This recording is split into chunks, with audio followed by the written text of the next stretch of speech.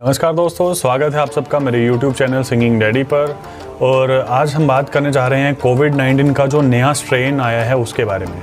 तो जी हाँ दोस्तों, जैसे कि अभी कोविड-19 की वैक्सीन हम लोगों तक पहुंची भी नहीं थी, तो उससे पहले ही एक सैड न्यूज़ जो आ रही है वो यूके से है, जहां पर एक कोविड-19 का नया स्ट्रेन सामने आया है जो कि नॉर्मल कोविड-19 के वायरस से 70% ज़्यादा इन्फेक्शियस है। तो जी हाँ दोस्तों, सबसे पहले हम बात करेंगे कि ये क्या है नया कोविड-19 का स्ट्रेन और ये कितना इन्फेक्शियस है, क्या जो अभी वैक्सीन आई है वो इस पे इफ़ेक्टिव होगी या नहीं होगी, और इस वायरस से क्या डेथ रेट के चांसेस पहले वाले वायरस से ज़्यादा हैं या नहीं।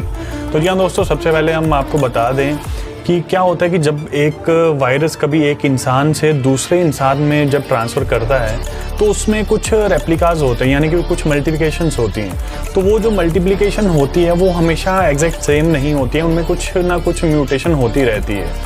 तो उस म्यूटेशन के कारण मैं सबसे पहले म्यूटेशन बता दूँ दोस्तों कि म्यूटेशन क्या होती है। तो आपने म्यूटेशन का या म्यूटेंट का नाम कभी ना कभी किसी मूवीज़ में, हॉलीवुड की मूवीज़ में म्यूटेंट का नाम पक्का सुना होगा। तो सबसे पहले हम बात करेंगे आखिर ये म्यूटेशन होती क्या है।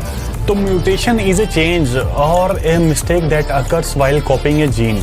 तो मैं अगर आपको एग्जांपल के थ्रू समझाऊं तो दोस्तों, जैसे आपने सांप देखे होंगे, सांप का नॉर्मली एक मुंह वाले सांप होता है जो सीधे चलते हैं, बट आपने कुछ सांप देखे होंगे जिनके दो मुंह होते हैं। तो वो क्या है, या शेषनाग है, तो वो क्या है दोस्तों, वो म्यूटेशन है जो उनकी जीन्स में म्यूटेशन हुई, उससे एक नया ही कुछ बन गया। या फिर आपने ऋतिक रोशन जी को देखा होगा जिनके 5 उंगलियों की बजाय 6 हैं, यानी कि उनके 2 अंगूठे हैं। तो वो 2 अंगूठे क्या हैं, वो एक म्यूटेशन है। और कुछ मैक्सिमम म्यूटेशंस या तो किसी काम की नहीं होती हैं या फिर उनका कोई ना कोई नुकसान ही होता है। बहुत कम म्यूटेशंस ऐसी होती हैं जिनका हमें फ़ायदा मिलता है। तो मैं बताऊं दोस्तों कि इस वायरस में अभी तक 4000 से ज़्यादा म्यूटेशंस हो चुकी हैं। और म्यूटेशन ये वायरस की इतनी डेंजरस क्यों है और इसको इतना सीरियसली क्यों देखा जा रहा है, क्योंकि ये म्यूटेशंस हुई हैं कोविड-19 स्ट्रेन के स्पाइक्स पे, जो स्पाइक प्रोटीन होती हैं उस पर। तो स्पाइक प्रोटीन क्या होता है दोस्तों, अगर आपने वायरस का स्ट्रक्चर देखा हो तो उसके जो ऊपर का पार्ट होता है, जो स्पाइक कांटे कांटे से निकले रहते हैं, वो होता है स्पाइक प्रोटीन। उसे स्पाइक प्रोटीन कहा जाता है और वो बाइंड करता है ह्यूमन बॉडी के सेल के साथ।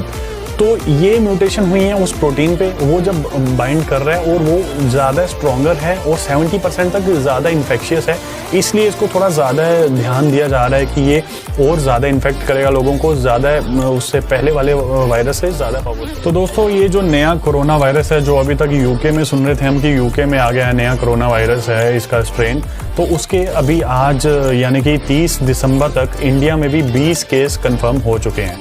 तो दोस्तों, अब बात ये आती है कि क्या ये वायरस, इस वायरस में जो डेथ रेट है उसके चांसेस भी ज़्यादा हैं पहले वाले कोविड-19 से या कम है। तो फिलहाल अभी तक साइंटिस्ट ने ऐसा कुछ कंफर्म नहीं किया है कि डेथ रेट इस वायरस से ज़्यादा है या कुछ ज़्यादा ही, मतलब डेडली नहीं कहा है इसको, इन्फेक्शियस ज़रूर कहा है, बट डेडली उस वायरस से ज़्यादा नहीं बताया है। तो ये एक थोड़ा सा रिलैक्स करने की बात है कि ये पहले जैसे वायरस जैसा ही है, बट थोड़ा इन्फेक्शियस ज़्यादा है। और दूसरा नंबर ये आता है कि दोस्तों, जो वैक्सीन अभी तक इतनी मेहनत के बाद बनाई थी, क्या वो इस वायरस पे काम करेगी या नहीं करेगी। तो मैं बताऊं दोस्तों, अभी तक साइंटिस्ट ने ऐसा कहा है कि ये सेम वैक्सीन ही इस वायरस पे भी काम करेगी, बट अगर ये म्यूटेशंस और होती रही इस वायरस में तो हाँ, एक ऐसी स्टेज ऐसी आ सकती है जब ये वैक्सीन इस वायरस पे काम नहीं भी करेगी। तो तीसरी बात ये है दोस्तों कि अब हमें बिल्कुल भी लापरवाही नहीं बरतनी है। जिस तरह से आपने लेटेस्ट कुछ देखा होगा कि लोगों ने बिल्कुल कोविड-19 के खतरे को भुला दिया है और ऐसा समझ लिया कि अब तो हमें हो ही नहीं सकता, कोई बात नहीं, कोविड-19 तो है ही नहीं, वायरस है ही नहीं कहीं पे, सब लोग पैसा खाने के लिए सरकारें इसको हुआ बना रही हैं। तो ऐसा नहीं है दोस्तों, ये वायरस है। जो लोग इससे बीमार होते हैं वो जानते हैं कि वायरस क्या है और कितनी तकलीफ देता है।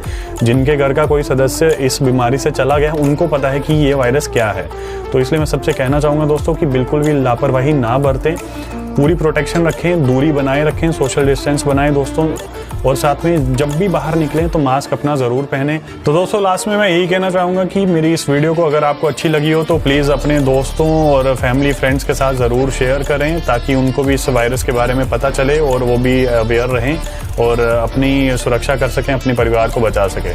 जय हिंद, जय भारत।